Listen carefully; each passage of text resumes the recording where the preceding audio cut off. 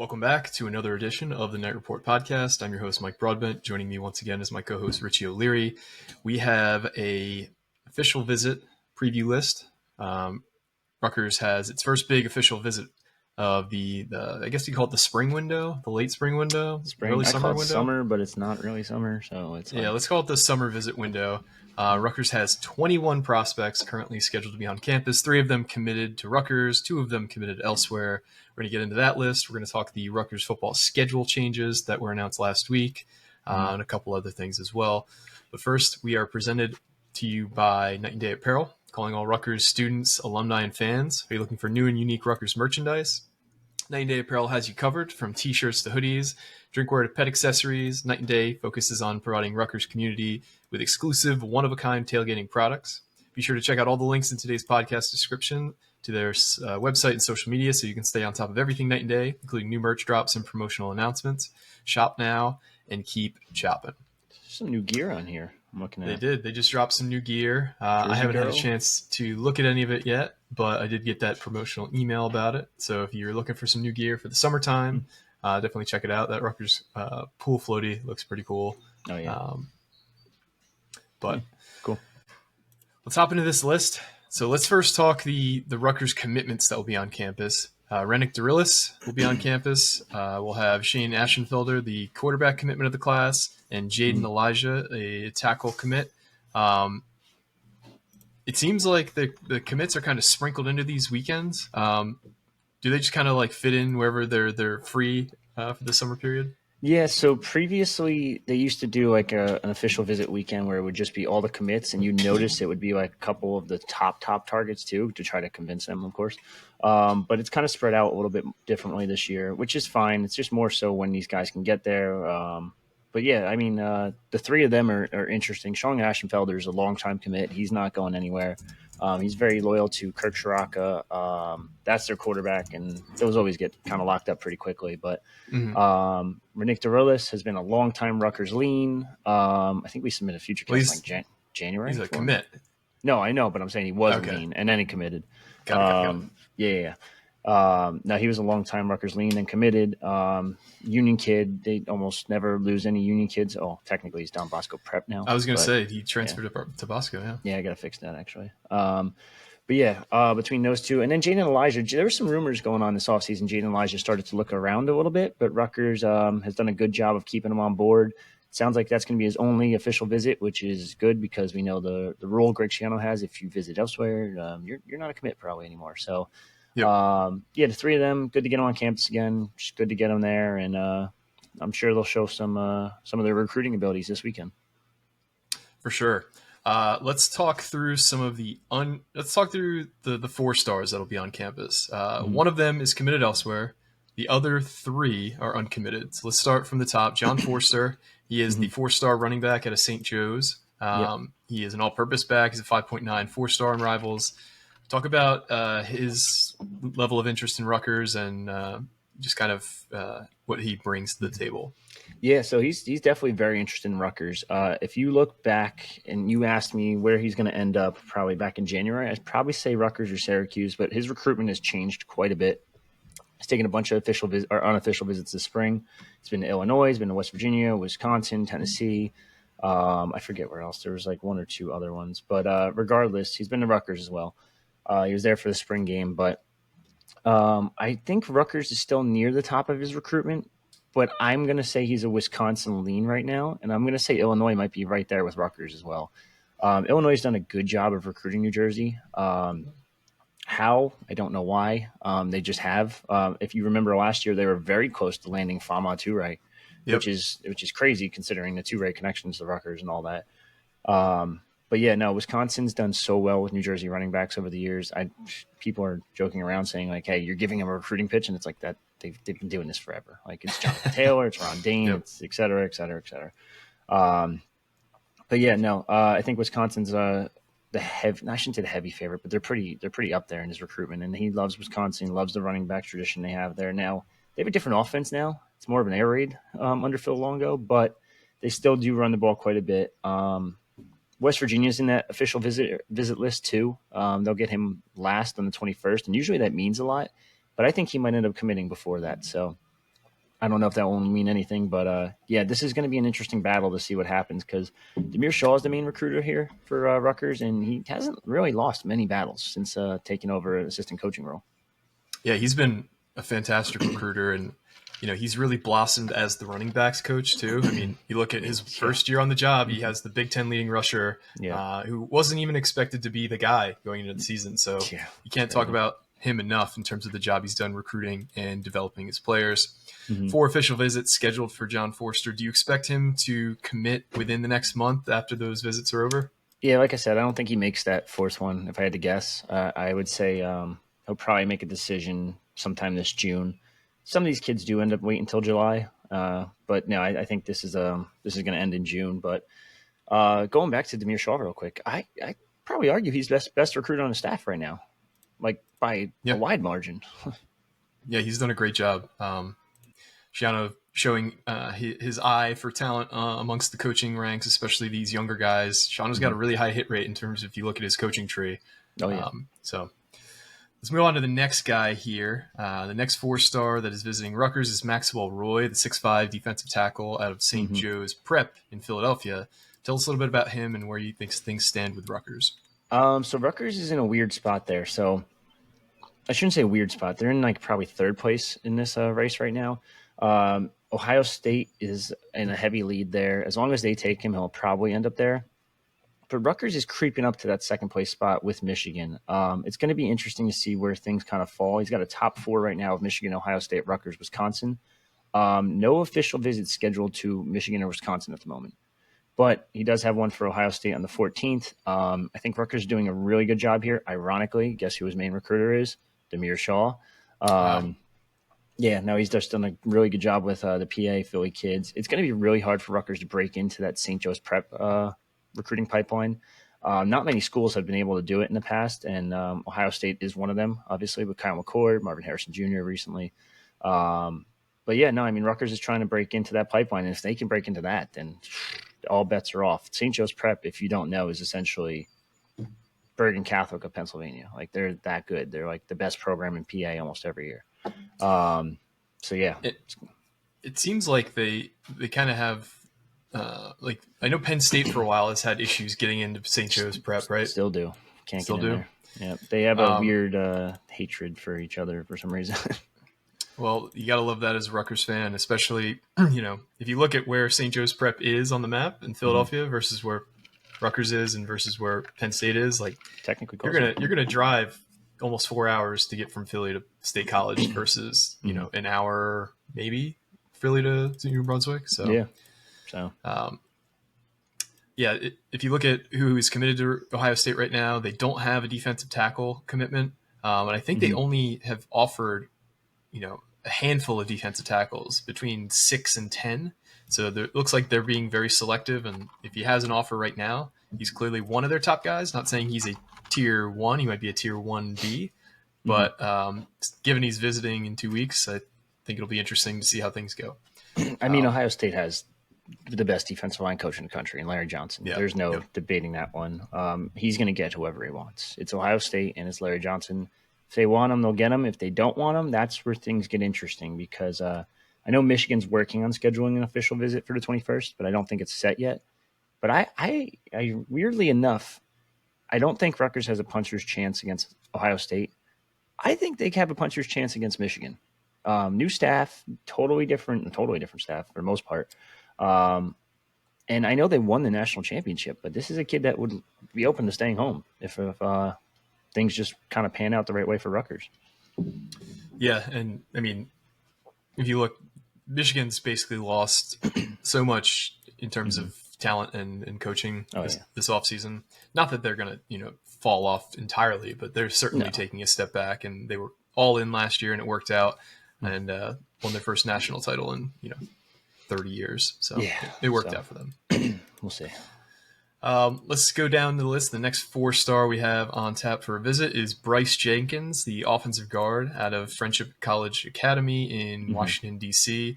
tell us where things stand with Rutgers and his commitment or recruitment. I'm sorry. Yeah, he's technically listed as a guard, but he could also play defensive tackle, and that's where Rutgers wants him personally.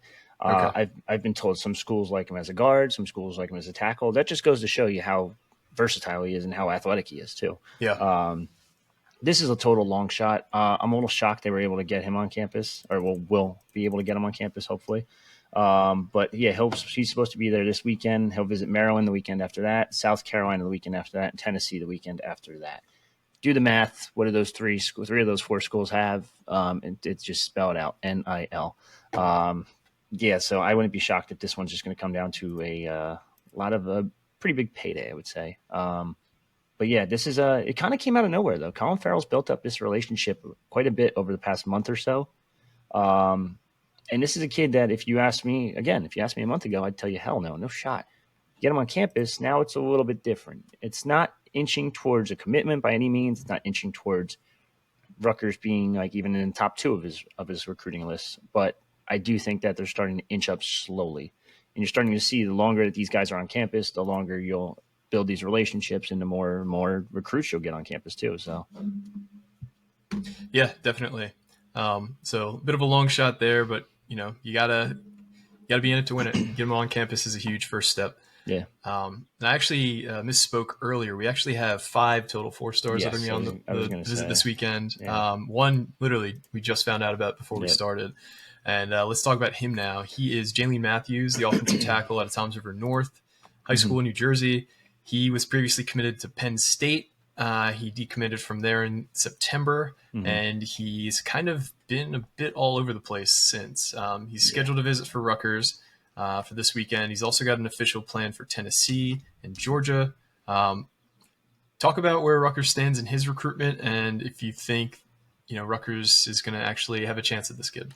So they probably do, only because a lot of schools have backed off of him. This is a kid that this time last year was ranked number 51 in the country. He's now unranked, or no, I shouldn't say unranked. He's not in the top 250 anymore. He went from number 1 in state to number 6 in state. He's the top 30 offensive tackle, and he just keeps dropping in the rankings. And he's had an interesting offseason. I've gotten to see him twice so far. He struggled mightily at the Roman Soldiers Showcase, Zone 6 Showcase. And it's going to be interesting to see where things kind of fall. Now, he does have an official visit for Georgia on the 21st. I previously submitted a future cast for Georgia the minute he decommitted for Penn State, and that was specifically for the sole reason that he visited Georgia multiple times, and that's why Penn State kind of was like – it was a mutual parting of ways. They have the same rules that Rutgers does. If you're going to visit elsewhere, you're not committed anymore. We always make the girlfriend comparison. It's like, hey, like if I'm dating this girl, but I'm going on dates with this girl, and it's like, no, you're not. Like pick one. Yeah, and that's a little foreshadowing of the final 4-star visitor, but we'll finish talking about Jalen Matthews first. But right now it sounds like Tennessee's pushing a little bit. But I've been told Miami's like very, very close to in the lead there. Miami's been interesting too because they've taken some kids over the past couple of years from Jersey that I don't think they're Miami caliber personally, but I'm also thinking old school Miami where I grew up and they were phenomenal. Now it's a different Miami. This is the Miami that just got the snot kicked out of them at that bowl game. What bowl game was that again? I don't remember. That was the Pinstripe Bowl where Rutgers opened up a few cans on Miami. Yeah, so I did pretty good there without putting a curse word in that. That was impressive. You did. I would say. You're getting better. Yeah, it's either Tennessee or Miami at the moment. Syracuse is lurking too. They were actually supposed to host them this weekend, but they've canceled and Rutgers jumped in, or vice versa, whatever you want to. Rutgers bumped them, I should say. But there is still an open weekend, that June 7th weekend. I wouldn't be shocked if he visited Syracuse that weekend. Even if he does commit to Tennessee on that June 14th visit, I think this is a kid that could flip again. So you just keep him on the back burner. I know Rutgers is interested, but they're not also going to all-out push either. So we'll see. We'll see what happens with him. He's got a very odd recruitment. You don't see this too often where a kid drops this significantly, but he has potential. He's just got to put it together. Yep, definitely. So I said we're foreshadowing a bit for the last 4-star. Mm-hmm. The final 4-star who's going to be on campus this weekend is DJ McClary. He is the 4-star, 5.9 4-star linebacker out of Snyder High School in Jersey City. He is committed to Penn State. He's been committed there for quite a while. He also is a standout running back for Snyder. Things sound like they're trending more and more towards Rutgers. You kind of talked about Penn State having a similar approach to if you take a visit elsewhere, you're not really committed. So where do things stand with DJ McClary and Rutgers? Yeah, if you were on our website or on a roundtable forum, you saw me post yesterday morning. I spoke to a couple different people, and there's some talk that Penn State wasn't too happy with his Elite 11 / it's called the All 22. Elite 11s for quarterbacks. All 22 is for every other player, basically, every other position. But he struggled at one of those camps. He ran in the 4.8s, 4.9s, I was told. It wasn't great. And then on top of that, he also struggled in one-on-one drills. Now, mind you, these camps aren't built for linebackers in the slightest because you're going against running backs nonstop. And it kind of sucks. It's stupid, in my opinion. But so they weren't too happy with that. They want him to camp this summer to confirm that he's still going to stay with them.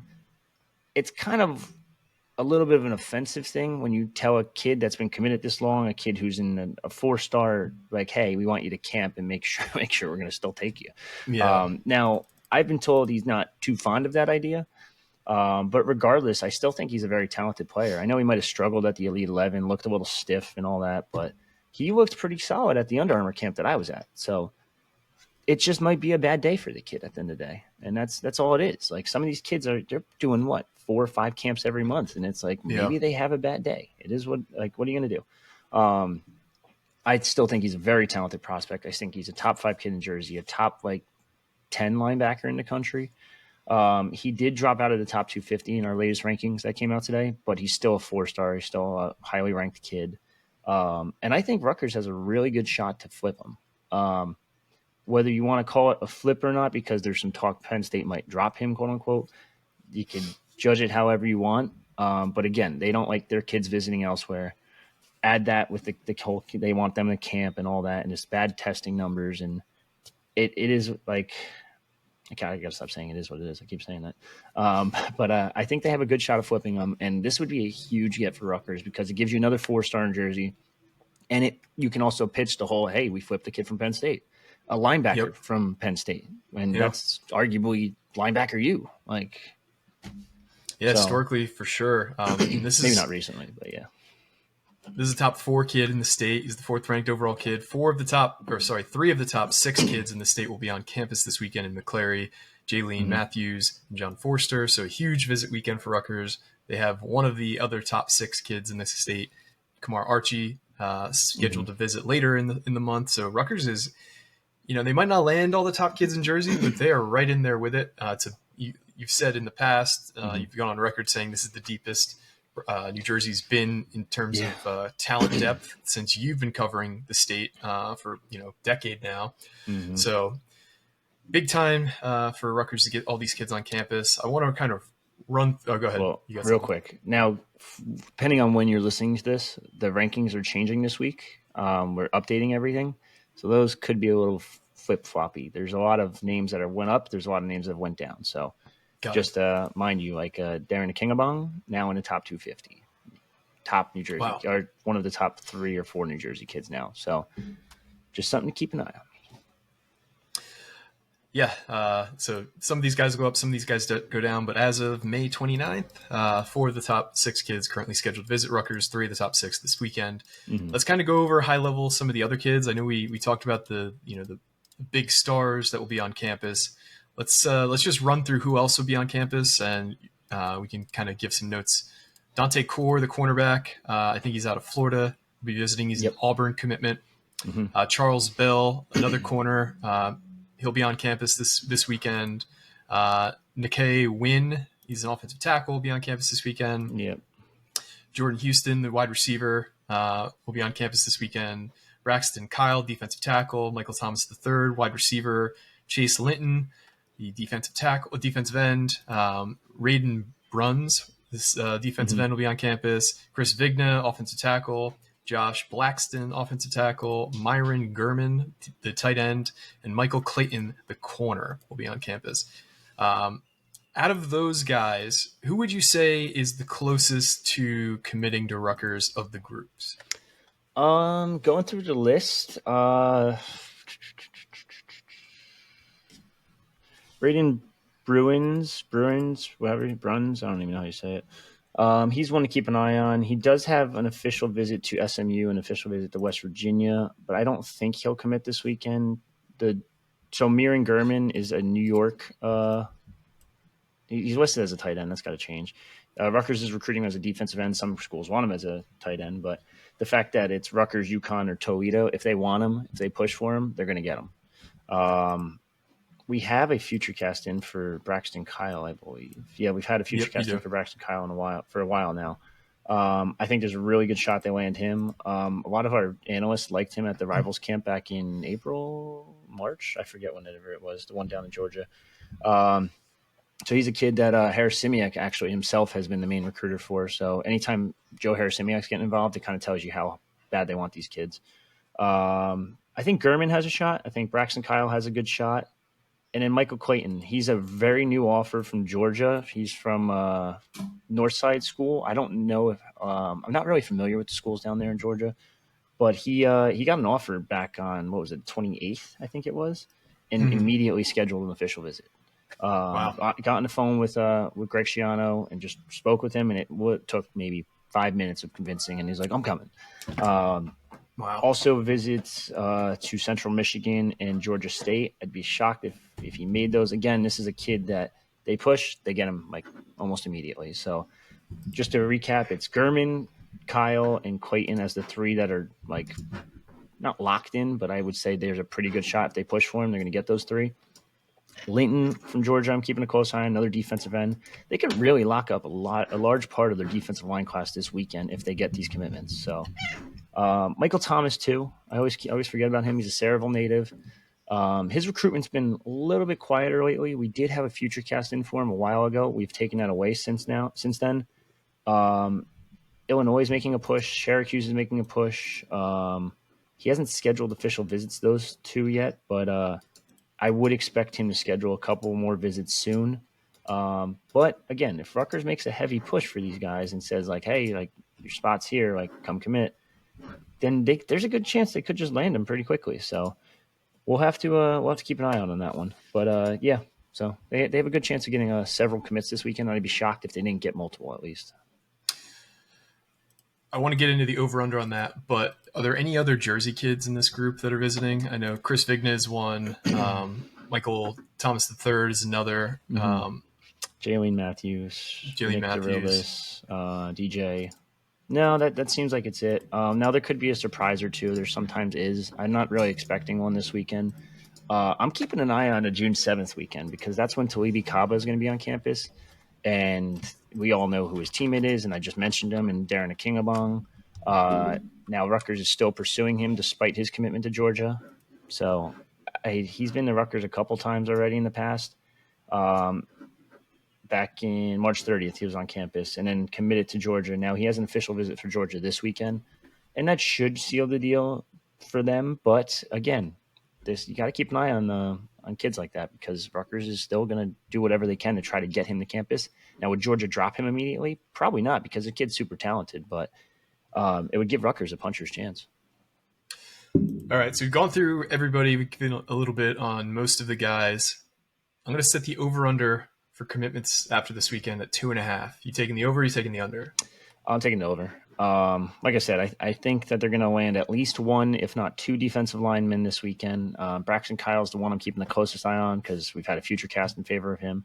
Miran Gurman, we have a future cast in favor of Rutgers there. So there's two right there. The third, you could go anywhere from Michael Clayton, who's that tall, lengthy, 6'1", 180 DB that they love. They just offered. They wouldn't get him on campus this quickly if they weren't serious about him. Sure. On top of that, you never know. There could be a complete surprise. Like Joshua Blackston, I don't think has any other. He might have one other official visit to Maryland on the 21st of June. That's a big gap. That's like a 4-week gap. So maybe Rutgers pushes, maybe Rutgers gets him. Chris Vigna is a more recent offer. I know he has officials to Boston College and Pitt as well, but he's a kid I could see them landing pretty quickly. Yeah, maybe one of the other Georgia guys too, in like Chase Linton. So I'm going to go definitely over. I'm saying that I'm going to predict right now that Braxton. It's not really a prediction because I already made these predictions technically, but Braxton Kyle, Amir and Gurman, and then someone else on top of that is going to commit as well.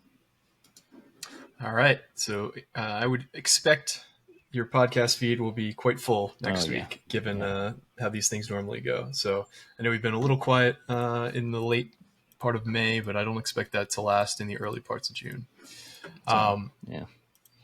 The last thing I have on the schedule here is I want to touch on some of the football schedule changes that were announced last week. Rutgers was assigned 2 Friday night games. The first being the Washington game. It got moved from Saturday, September 28th to Friday, September 27th at 8 p.m. That game will be the blackout game for Rutgers. So that'll be a huge opportunity for Rutgers to get a signature win on the season in September. And then Rutgers had its matchup with USC moved from, I believe, October 26th, which is a Saturday, Yes, if I'm remembering correctly, to Friday, October 25th. So that's a road game, and it got moved to 11 p.m. Eastern time. Yeah. The reason that it got moved to 11 p.m. Eastern time because it is following up Game 1 of the World Series on Fox. So both these games are also going to be on Fox, the national broadcast. I'm a big fan, personally, of these Friday night games. It's kind of the closest thing Rutgers can get in the Big Ten to those Thursday night showcase games that we had in the past. Immediately you think to Rutgers-Louisville, Rutgers-USF. Rutgers had a lot of big-time opportunities to kind of show the nation what they were made of on Thursday nights in the Big East. Now they're getting that opportunity on Friday nights. We had a chance at a signature win on Friday night against Nebraska a couple years ago, which we, blew a double-digit lead against. But these are opportunities to kind of own the night. There's not really a whole lot going on Friday nights. Rutgers doesn't get many opportunities in terms of night games, especially at home, when you have so many other programs in the Big Ten scheduling-wise. So it gives us an opportunity for a really great environment because SHI at night is a really, really tough place to play, especially for a big game. I'm a big fan of these. I get why some people wouldn't. The 11 p.m. kickoff is really the only gripe I have with the situation. But when you have $70 million a year coming in, you just kind of gotta just take it on the one cheek and whatever it is. You just gotta kind of take it. It happens. Yeah. And given that Rutgers' schedule is the easiest it's been since it entered the Big Ten, I think you can't really complain about either of these games getting moved. Yeah, no, I like the Washington one. I think that's perfect. Friday night, it's great. You get the whole weekend now to do whatever the hell you want.